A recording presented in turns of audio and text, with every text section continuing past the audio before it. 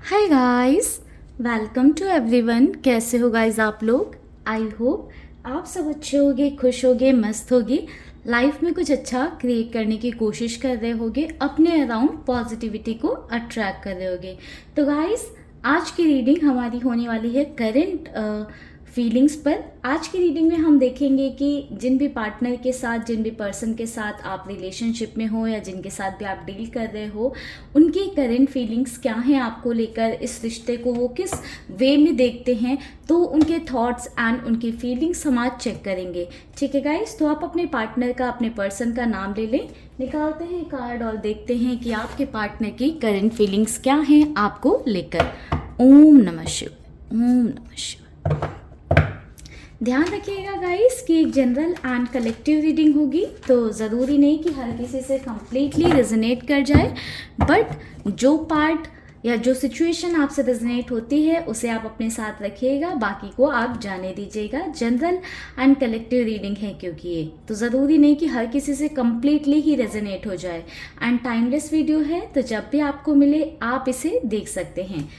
ओम नमः शिवाय, ओम नमः शिवाय। तो चलिए पहले निकालते हैं आपके पार्टनर के थॉट्स एंड देन कुछ कार्ड निकालेंगे आप दोनों के बीच की सिचुएशन को जानने के लिए। हमारे व्यूवर्स के पार्टनर की करंट फीलिंग्स क्या हैं, महादेव गाइड करें। The tower,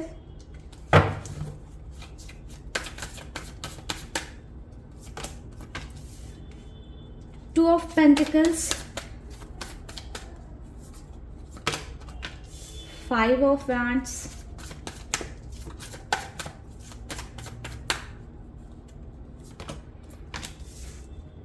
Ten of Pentacles,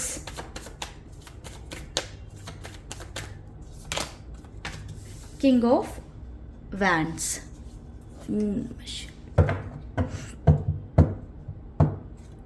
bottom से एनर्जी है नाइट ऑफ वैंड्स की। तो चलिए देखते हैं सिचुएशंस क्या है अभी आप दोनों के बीच की, आपके रिलेशनशिप की क्या सिचुएशन है।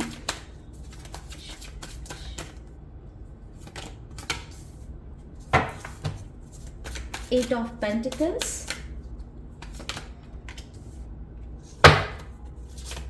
Nine of cups, six of pentacles,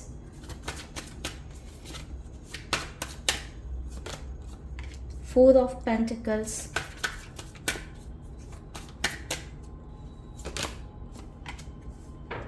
Queen of Swords।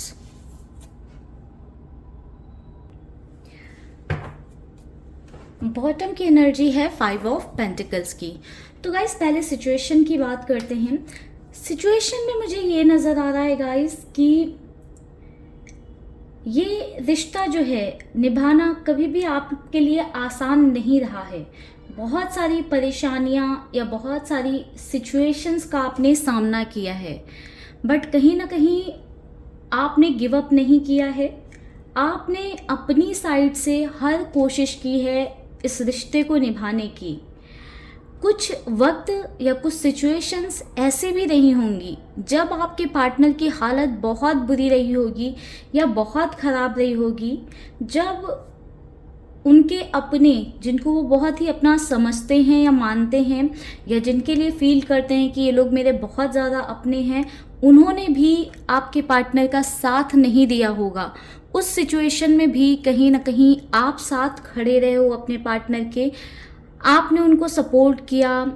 Like बहुत ही मुश्किल सिचुएशन थी, बहुत ही टफ सिचुएशन रही होगी आपके पार्टनर के लिए, बट आपने उनका साथ नहीं छोड़ा। आप चाहते तो आप साथ छोड़कर जा सकते थे, लेकिन आपने उनका साथ नहीं छोड़ा।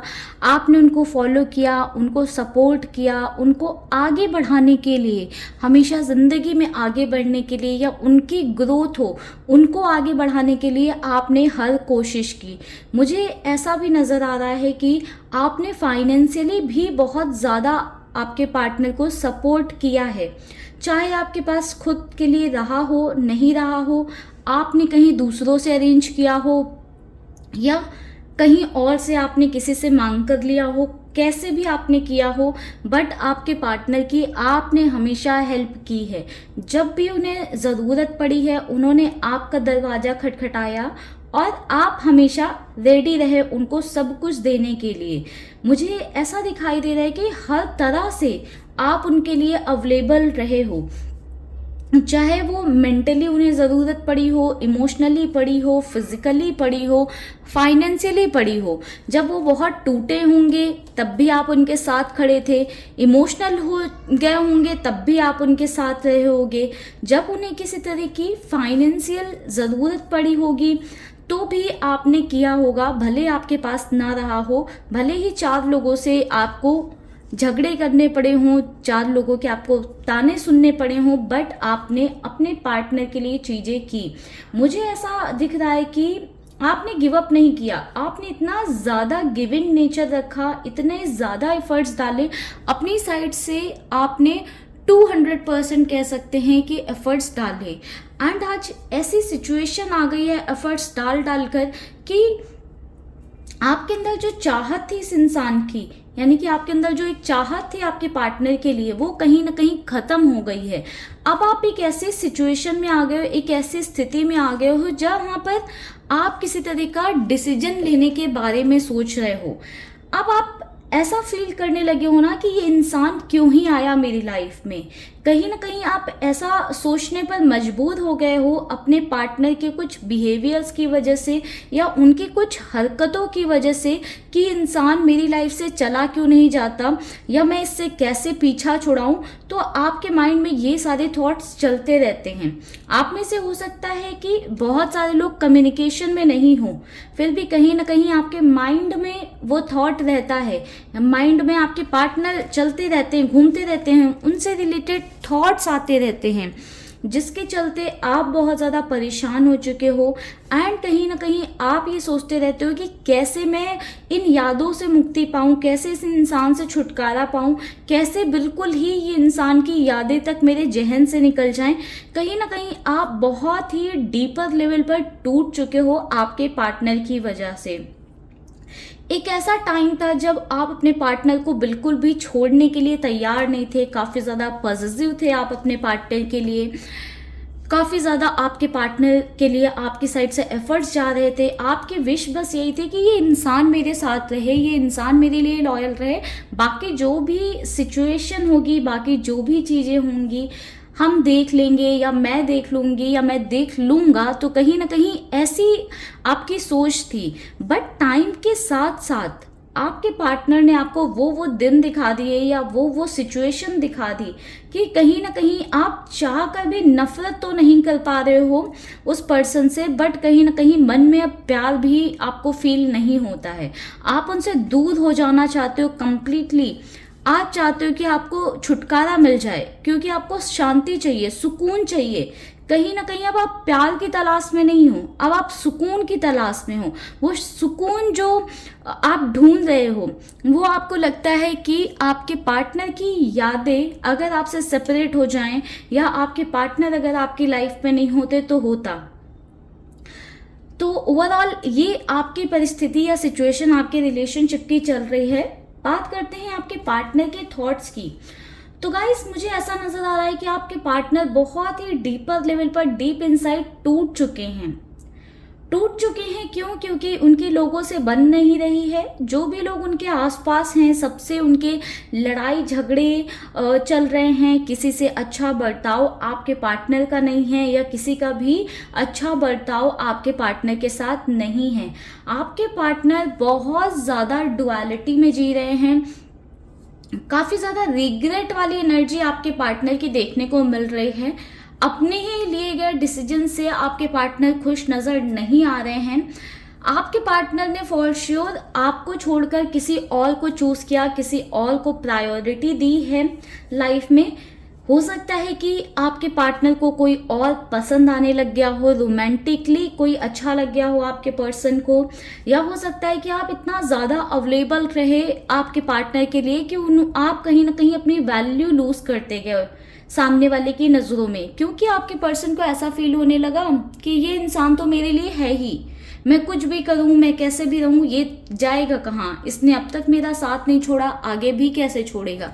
तो कहीं ना कहीं आपको बहुत ज़्यादा आपके पार्टनर ने ग्रांटेड लिया और किसी थर्ड पर्सन को प्रायोरिटी पर रखा। हो सकता है वो उनके फैमिली के लोग हों, या हो सकता है कि किसी की तरफ रोमांटिकली आपके पर्सन ना चाहते हुए भी इन्वॉल्व होते चले गए, कोई नया पर्सन उन्हें अच्छा लगता चला गया, या किसी की तरफ आपके पर्सन हो सकता है फिजिकली अट्रैक्ट होकर उसकी तरफ इंक्लाइन होने लग गए, एंड कहीं ना कहीं आपके पर्सन ने आपको सेकेंडरी कर दिया एंड दूसरे लोगों को प्रायोरिटी पर रखा।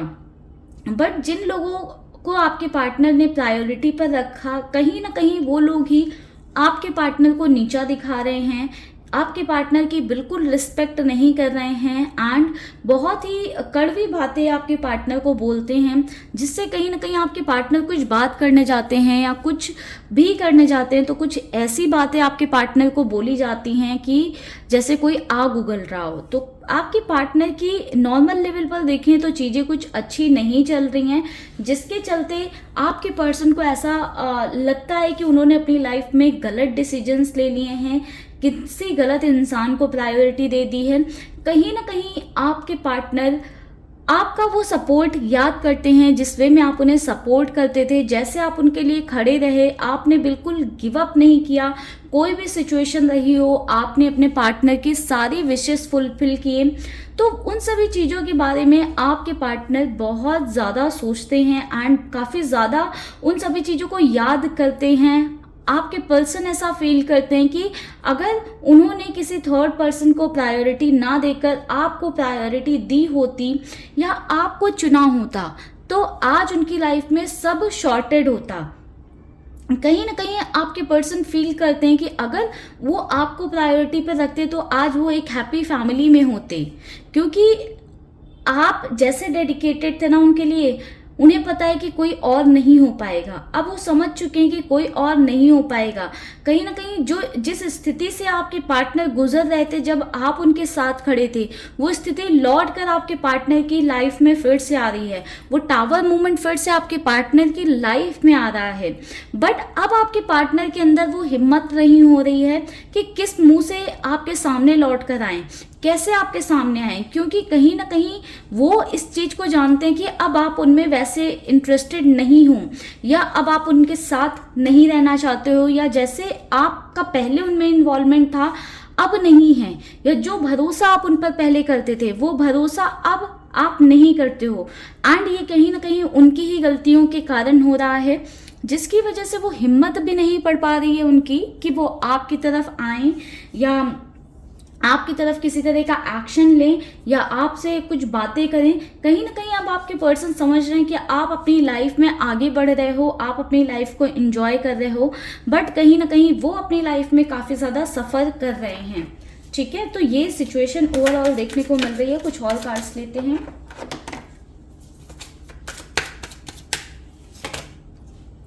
Friendliness,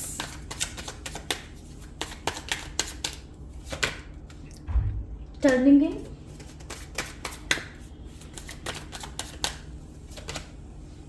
schizophrenia,